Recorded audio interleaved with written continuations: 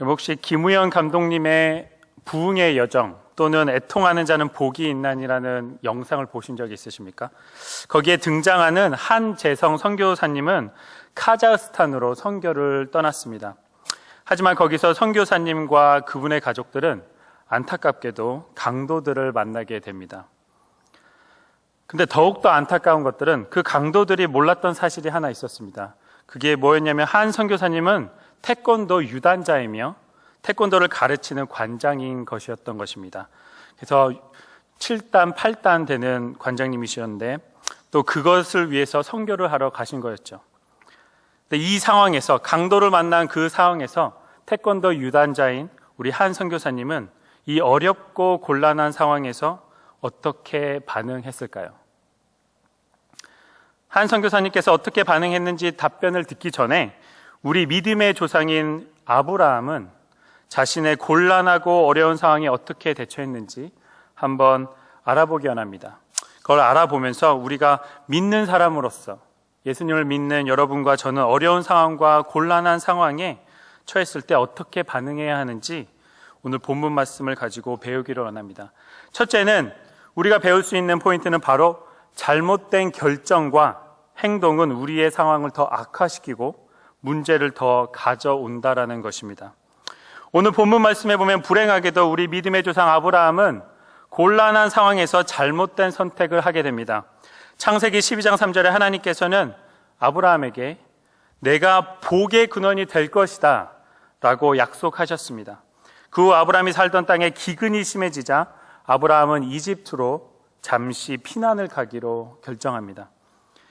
이 당시에 아름다운 아내를 가진 남편들이 다른 나라에 갈 경우에 그 아름다운 아내로 죽임을 당하기가 일쑤였습니다.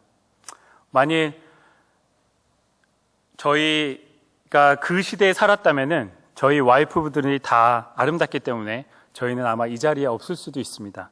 하지만 다행히 저희는 그 당시에 살지 않기 때문에 아름다운 아내분들과 살아갈 수 있는 거죠.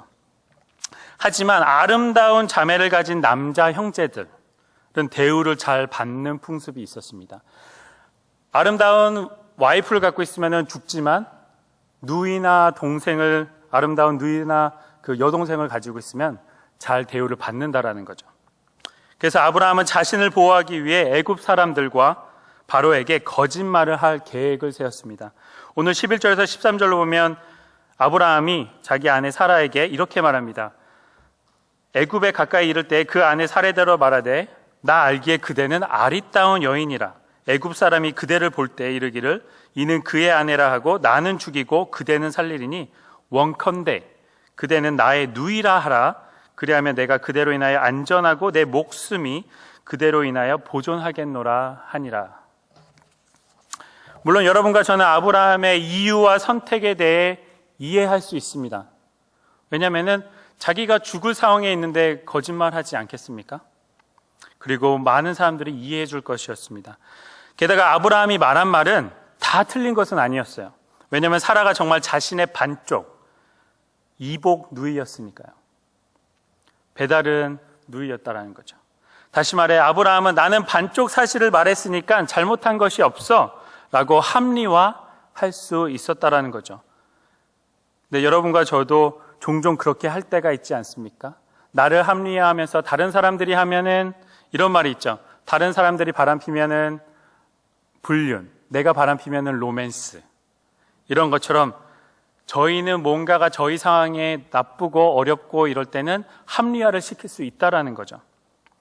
그렇게 비슷하게 아브라함도 자신을 합리화하면서 거짓말을 했다라는 거죠. 하지만 반쪽 사실이라는 말 자체가 반쪽 거짓이 아닌 그냥 전체 거짓 또는 홀 거짓이라는 것입니다.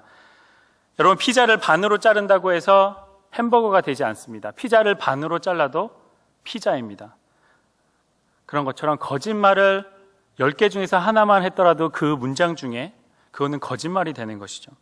그리고 이 거짓은 아브라함에게 더 큰 문제를 초래하게 됩니다. 아브라함은 단 하나밖에 없는 자신의 아내를 위험에 빠뜨렸습니다.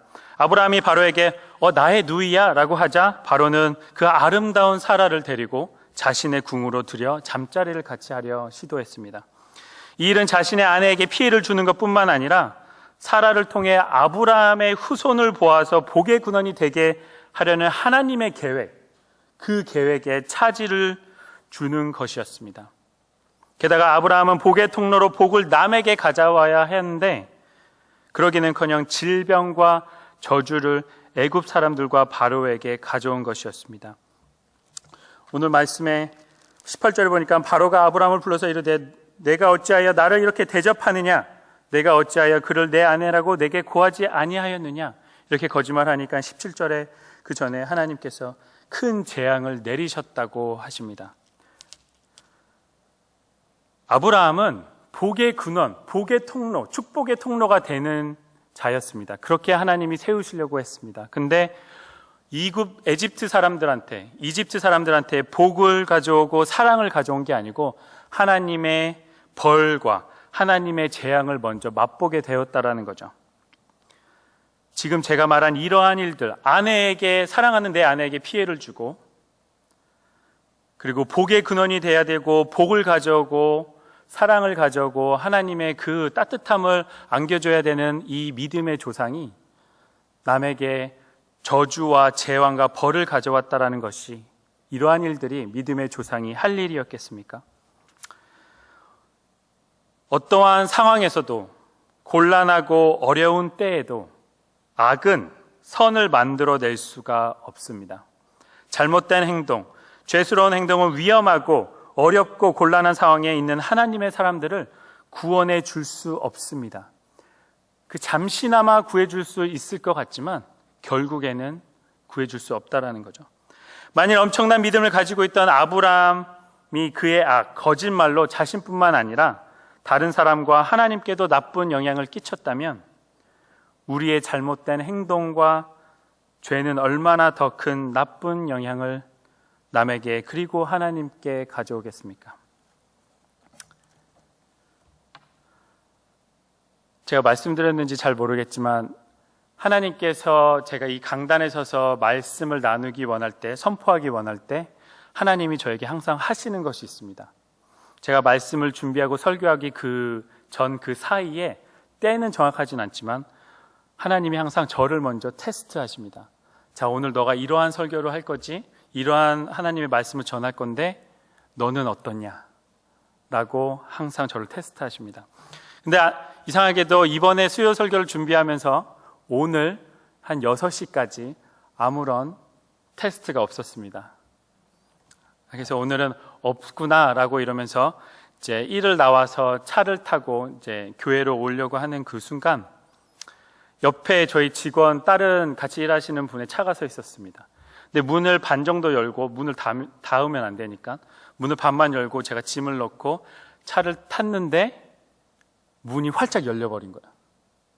그래서 그 문으로 저희 같이 일하는 동료분의 차를, 덴트는 안 났지만 긁혔어요. 약간 서피스 스크래치긴 하지만 긁혔어요. 근데 그 옆에 다행히 그 분이 타고 있었는데 눈치채질 못했던 거예요. 그래서 그냥 인사만 하고 가려고 하는데 그 상황에서 그 상황에 딱 기로가 섰습니다. 제가 잘 모르네, 그냥 가시려고 하네. 저는 그냥 갔어도 그분은 몰랐을 것입니다. 나중에 누군가가 내 차를 치고 그냥 갔구나라고 했을 수 있는데 그 자리에서 바로 오늘의 말씀이 생각났습니다. 내가 곤란하고 내가 이게 고치는데 100불, 200불 얼마가 들지 모르지만 내가 이 상황에서 내가 어려워진다고, 내 재정이 어려워진다고 지금 그냥 모른 채 하고 간다면 나는 오늘의 말씀에 아브라함과 같은 사람이지 않을까 라는 말씀이 생각나면서 바로 창문을 내리라 그러고 제가 문을 긁었습니다 라고 말하고, 혹시 고치거나 재료값이나 뭐 이런 게 들면은 제가 물어주겠다고 말을 하고, 또 교회에 도착해서도 마음이 편치 않아 또 문자까지 했습니다. 만일 그분이 제가 목사인 걸 알고 있습니다. 그리고 오늘 예배에서 설교를 하는 것까지 알고 있어요. 근데 제가 그렇게 하고 그분이 나중에 알았다고 한다면, 게다가 그분은 요즘에 교회를 원래 나가시는 분인데 요즘에 재혼을 하시고 잘 안 나가신다고 그러시더라고요. 그런 분한테 제가 모범이 되지 않고 내가 거짓말을 하고 나를 위해서 내가 몇백 불 아끼겠다고 거짓말하고 그냥 보냈다면, 그리고 그분이 그 사실을 나중에 알았다면 분명 하나님이 욕을 먹으셨을 거고, 그리고 하나님 이름에 먹칠을 했을 것입니다. 여러분, 이렇듯 한 선교사님은 그 당시에 어떻게 했을까요? 과연 강도들을 상대로 어떻게 반응하셨을까요? 바로 태권도를 사용하지 않고 아무것도 하지 않으셨다라는 것입니다. 한 선교사님은 그 강도들이 자신과 가족의 물품을 가져가도록 했고, 그 다음에 도망가게 했다라고 합니다. 한 선교사님은 태권도 유단자로 그 강도들과 싸워 충분히 이길 수 있는 실력을 가지신 분입니다. 그 정도 7단, 8단 되는 유단자면 두세 사람이 붙어도 충분히 무기만 없다면 이겨낼 수 있습니다. 하지만 그분은 싸우지 않기로 결정을 했습니다. 왜 그렇습니까? 저는 잘 모릅니다. 제가 인터뷰한 게 아니기 때문에. 하지만 최소한 제가 알 수 있는 것은 오늘 본문에 나온 아브라함처럼 잘못된 행동과 결정을 하지 않으셨다라는 것이죠. 선교사님은 아마 자신이 싸우면 선교 사역이 그 자리에서 끝났을 거라는 생각을 했던 것 같습니다. 생각해 보십시오. 어떻게 선교사가 하나님의 사랑을 말하며 다른 사람을 때릴 수 있겠습니까? 선교사님은 내가 여기서 이 강도들을 때려도 다른 사람들이 이해해 줄 거야 라고 자기 합리화를 했어도 모두들 고개를 끄덕였을 것입니다. 오늘날 저희가 들어도 셀프 디펜스다, 충분히 때릴 수 있다, 충분히 잡아서 경찰에 넘길 수 있다 라고 결론을 내렸을 것입니다. 그럼에도 불구하고 한 선교사님은 성경에서 말하는 것과 반대되는 행동을 하지 않으셨습니다. 원수를 사랑하라 라는 그 말씀까지 지켜가면서 나가셨다라는 거죠. 왜냐하면 그분은 자신의 잘못된 행동과 죄는 많은 사람들을 예수님께로 이끌어오는 것보다 자신과 남에게, 그리고 하나님께 나쁜 영향을 가져올 것을 알았기 때문입니다. 대개 사람들은 곤란한 상황과 어려운 상황에 처했을 때 조금의 거짓말과 사기성이 있는 계획을 짜면 그 상황을 벗어날 것이라고 생각합니다. 하지만 오늘 본문 말씀은 그 믿음의 조상 아브라함을 통해 그러한 계획과 거짓말은 더욱더 큰 문제를 가져올 뿐 하나님의 축복은 가져올 수 없다고 보여주고 있습니다. 자, 그러면 어떻게 해야 합니까? 그것은 바로 여러분과 저는 하나님께서 그 곤란한 상황과 어려운 상황 때 반드시 관여하시고 개입하실 거라고 신뢰하는 것입니다. 그것이 오늘 두 번째 포인트이며 마지막 포인트입니다. 저희가 여기서 꼭 봐야 할 것은 아브라함은 하나님의 계획을 따르지 않고 자신의 계획을 따랐다라는 것입니다. 자신이 모든 것을 해결하려 했다라는 것입니다. 오늘 읽지 않았지만 여러분, 창세기 12장 전체를 보시면 반으로 나눌 수 있는데, 창세기 12장 1절에서 9절까지에서 나오는 아브라함은, 아니면 아브라함에게는 하나님은 모든 것이었습니다. 하나님이 부르시자 우르를 떠났고, 하나님이 약속하시자 약속의 땅으로 갔고, 하나님이 또 말씀하시자 그곳에서 단을 쌓고 예배를 드렸습니다. 정말 1절에서 9절까지는 아브라함은 진정 믿음의 사람이었습니다. 오늘 찬양한 것처럼 말씀하시면 내가 나아가리다, 바로 그 아브라함이었습니다. 말씀하시면 나가고, 말씀하시면 순종하고, 말씀하시면 예배를 드리고 나아갔습니다. 여러분, 혹시 쉬라는 노래 아시나요? 그 영어 노래 중에 쉬라는, 그녀라는 노래가 있는데 그 가사 중 하나가 She may be the reason to survive 라고 하는 가사입니다. 다시 말해서 그녀가 내가 살아가는 이유의 전체이다 라고 부르는 것이죠. 이렇듯 아브라함은 이 1절에서 9절까지는 God may be the reason to survive 라고 부르며 살아갔다는 거죠. 하나님이 내가 살아가는 전체의 이유다, 오로지 하나의 이유다 라고 부르면서 살아갔다라고 한 것입니다. 하지만 오늘 말씀 10절에서 20절에서 아브라함에게 하나님은 없었습니다.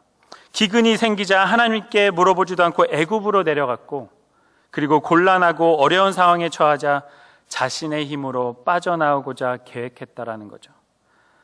아브라함이 하나님을 자신의 삶에서 잠시 떼어놨을 때, 또는 자신을 하나님보다 신뢰하기 시작할 때 이미 엄청난 실수를 한 것이었습니다. 여러분은 어떻게 생각하십니까? 시편 기자는 이렇게 말합니다. 우리의 도움은 어디서 올꼬? 그것은 재정도, 내 힘도, 내 지혜도, 내 친구도, 내 부모님도 아니고 바로 하나님께로 온다라고 고백하고 있습니다. 천지를 지으신 하늘에 계신 하나님 아버지로부터 온다고 고백하고 있습니다. 제가 예전에 미주리에서 신학 공부하며 전도사 생활을 했을 때 많은 우리 성도님들이 저에게 이런 말을 했습니다. 컴퓨터 아주 잘하시네요. 전도사 하기 아까워요. 이제부터 컴퓨터에 문제 있으면 맡겨도 되지요? 라고 이런 말을 많이 하셨습니다. 왜냐하면 제가 전에 섬기던 교회 담임 목사님과 사모님 컴퓨터도 고장난 거 봐드리고 한국 드라마 보는 웹사이트도 알려드렸기 때문이죠. 또 제가 일하는 직장 컴퓨터도 고치고 바이러스도 없애고 프로그램도 깔고 했기 때문입니다. 저는 마치 컴퓨터를 전공한 사람 마냥 전문가처럼 보이게 되었습니다. 하지만 저는 컴퓨터 전공자도 아니고 그리 잘하지도 못합니다. 하지만 제가 잘하는 것 한 가지가 있습니다. 그것은 바로 모르는 것이 있다, 궁금한 것이 있다, 그러면은 구글이나 네이버 지식인에게 가서 찾아본다라는 거죠. 왜냐하면 요즘에는 웬만한 답과 설명은 온라인에 다 있기 때문입니다. 그래서 많은 분들이 요즘 시대는 노하우, 어떻게 하느냐 시대가 아니고 know where, 어디에 그 정보가 있느냐 시대에 살아가고 있다라고 말합니다. 다시 말해서 그 정보들이 내가 모르는데 구글에 가거나 네이버에 가면은 그거의 그 지식과 그거의 설명에 따르면은 웬만한 거는 다 할 수 있다라는 거죠. 단 성경에 관련된 거는 구글이나 네이버 지식인에 물어보지 않습니다. 성경과 주석을 참고합니다. 그리고 또 저는 약이 필요하거나 어디가 아프면 저는 약사인 제 아내에게 물어봅니다.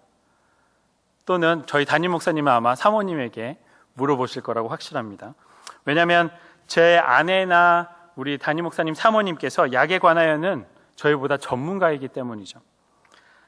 다들 아실 수도 있고 모를 수도 있지만 제가 방금 노래 부를 때 잘하는 것 같습니까? 아니면 못하는 것 같습니까? 저는 노래를 그닥 잘하지는 못합니다. 왜냐하면 저희 아버지가 정말 음치 중에 음치시고, 하지만 저희 어머니는 성악을 조금 하셔서 성악을 되게 잘하십니다. 그래서 그 가운데 중간이라서 잘할 때는 잘하고 못할 때는 못하는데, 근데 그렇게 잘하지 못하고 어렸을 때는 음표 볼 줄도 모르고 음 맞출 줄도 몰랐습니다. 근데 초등학교 때, 중학교 때 가창 시험을 보면은 항상 반에서 1등을 했습니다. 왜냐하면 제가 항상 밤마다 아침마다 저희 어머니에게 음을 잡아달라 그러고 한번 부르고 어머니가 고쳐줄 거 고쳐주고, 아침에 일어나면은 밤에 했던 음이 생각나지 않아요. 어떻게 시작하는지 모르겠어요. 그러니까 아침에 일어나자마자 엄마 이거 어떻게 해요? 라고 물어봐요. 그 어머니가 음을 잡아주고 또 그때 연습합니다. 그렇게 밤낮으로 음을 잡아주시는 어머니께 도움을 받아서 시험을 보면은 항상 1등을 했습니다. 게다가 제 생각에는 목소리 큰 것도 한 몫을 했을 것 같습니다. 그리고 제가 줌에 관련된 지식이 필요하면은 저는 최범석 안수 집사님께 카톡을 합니다. 왜냐하면 최 집사님이 전문가이시니까요. 제가 말하고자 하는 것은 이것입니다. 여러분과 제가 무슨 일이 생겨 해결키 위해 그 분야 전문가를 찾아가듯, 여러분이 곤란하고 어려운 상황에 처했을 때 하나님께 찾아가셔야 된다라는 것입니다. 왜냐하면 하나님께서는 여러분의 상황뿐만 아니라 모든 면에서 전문가이시기 때문입니다. 우리가 하나님께 찾아가면 하나님께서 우리의 상황에 관여하시고 개입하실 것입니다. 그것이 어떤 상황이든 간에 하나님께서는 우리를 보시고 기도를 들으시기 때문이죠. 비록 여러분이 그 상황을 초래한 당사자이더라도 하나님께서 여러분을 홀로 놔두시 않으실 거라는 것입니다. 아브라함을 보십시오. 비록 아브라함은 본문에서 하나님께 신실하지 못했지만 하나님께서는 아브라함과 사라를 보호하셨습니다. 왜냐하면 하나님께서 하신 약속을 지키시기 위해서였죠. 여러분들은 이제까지 살아오시면서 약속을 하는 건 쉽지만 나 이거 약속할게, 그렇게 해줄게, 뭐뭐 해줄게, 다음에 보자 라고 약속하는 건 참 쉽지만 그 말한 약속을 지키는 건 쉽지 않다라는 것을 깨달으셨을 것입니다. 아마 저보다들 다도 연세가 있으시고 연배가 있으시기 때문에 저보다 더 많은 것을 아시리라 믿습니다. 게다가 삶에 살아오시면서 많은 약속을 했지만 많은 약속을 못 지키시고 살아오셨으리라 믿습니다. 하지만 하나님은 저희와 다르십니다. 하나님은 약속하신 것을 꼭 지키시는 분이십니다. 왜냐하면 하나님은 전지전능하시고 영원하시며 진실만 말씀하시기 때문이죠. 하나님께서는 약속을 지키실 수 있는 분이십니다. 하나님께서 영원토록 우리와 함께 하시겠다고 임마누엘의 하나님이라고 약속하시지 않으셨습니까? 우리가 어렵고 곤란한 상황에 처할 때 도망가신다고 하셨습니까? 아니면 우리가 전심으로 하나님을 찾으면 찾을 거라고 예레미야에 기록하지 않으셨습니까? 또한 우리가 하나님을 가까이 하면 가까이 오겠다라고 하나님께서 야고보서에 약속하지 않으셨습니까? 우리가 믿는 하나님은 영원히 약속을 지키는 영원한 하나님 아니십니까? 어느 때는 지키시고 어느 때는 안 지키시고 이 상황 저 상황 봐가면서 하나님이 관여하시고 개입하시고 어떤 거나 안 하시고 그러시는 하나님이십니까? 우리 하나님이 한 입으로 두말하시는 그러한 시시한 다른 우상 같은 살아있지도 않는 존재 같은 분이십니까? 만일 하나님에 대한 순종이 하나님에 대한 신뢰로부터 온다면 우리가 하나님을 신뢰치 않고 우리 생각과 계획대로 행동하는 그 순간 우리는 불순종을 하는 것이며 큰 문제들을 가져올 것입니다. 이런 말 들어보셨을 것입니다. 신뢰는 얻어지는 것이다. Trust needs to be earned. 신뢰는 그냥 주어지는 것이 아니라는 거죠. 여러분들이 저를 신뢰하려면 제가 무엇인가를 말하고 약속을 지켜야 되고 무엇인가 행동으로 말로 마음으로 여러분들에게 무엇인가를 보여줘야 행동해야 말해야 신뢰가 얻어진다라는 거죠. 그러면 신뢰는 얻어지는 것이라고 저희가 다 알고 있다면 아직 하나님께서 여러분의 신뢰를 얻지 못하셨습니까? 우리 하나님께서 얼마나 더 많은 것을 보여주시고 말씀하시고 들려주셔야 여러분의 신뢰를 얻겠습니까? 이제까지 경험으로 하나님께서 도와주시고 이끌어 주셨다라고 깨달으셨다면 왜 이제와 의심을 하시고 하나님을 신뢰하는 것을 포기하시겠습니까? 사랑하는 가든교회 성도 여러분, 어렵고 곤란한 상황에 처해 있으십니까? 아니면 이 코로나 바이러스 때문에 재정적으로 내 사업이, 내 가족이, 내 건강이, 내 마음이 힘드십니까? 근데 아무리 어렵고 힘든 상황에서, 아무리 곤란한 상황에서, 내가 손해보는 상황에서 악은, 거짓말은, 다른 우리의 계획과 우리의 생각은 우리를 구원해 줄 수 없다라는 것입니다. 오로지 하나님만을 의존하고 신뢰할 때 하나님이 우리를 구원해 주시고 우리를 돌보아 주시고 해주신다라는 것입니다. 해바라기는 매 순간 해를 쫓아 바라본다고 해서 해바라기라고 불리는 설이 있습니다. 이처럼 여러분과 저도 주바라기가 되어 매 순간순간마다 고개를 들어 하나님을 바라보기를 원합니다. 여러분, 이 코로나 바이러스로 인해서 많은 믿는 사람들, 신실하게 보였던 사람들, 내가 믿었다라고 하는 사람들, 하나님을 욕하고 하나님을 버리고 어떻게 하나님이 이런 거를 허락하실 수 있습니까? 어떻게 하나님이 이렇게 우리를 놔두실 수 있습니까? 라고 하는 것을 듣고 많이 봤습니다. 하지만 이럴 때 정말로 우리가 하나님을 신뢰한다면, 하나님이 이때까지 여러분들에게 신뢰를 얻었다라면 지금이 하나님을 신뢰할 때입니다. 지금이 더욱더 하나님을 신뢰하고 붙들리고 기도하고 찬양하고 매 순간순간마다 하나님을 바라볼 때라는 거죠. 밑에도 옆에도 뒤도 아닌 곧장 위로 하나님이 계신 곳을 바라봐야 된다는 거죠. 그로 인해서 하나님께서 여러분과 저의 상황에 관여하고 개입하여 여러분의 상황을 이겨낼 지혜와 힘을 주실 것을 믿으시기를 주님의 이름으로 축원합니다.